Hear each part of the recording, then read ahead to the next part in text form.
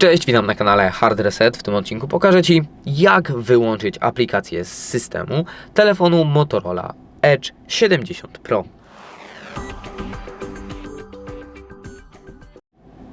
Jeżeli chcemy wyłączyć działanie jakiejś aplikacji, tak aby całkowicie nie pojawiała się na naszym telefonie, możemy przejść do ustawień, następnie do zakładki aplikacji i do opcji Zobacz wszystkie aplikacje.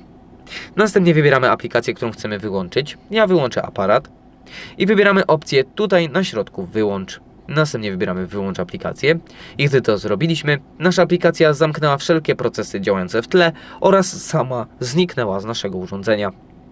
Oczywiście nie całkowicie, tylko została tak jakby wyłączona z użytku i nie ma jej tutaj nigdzie do włączenia.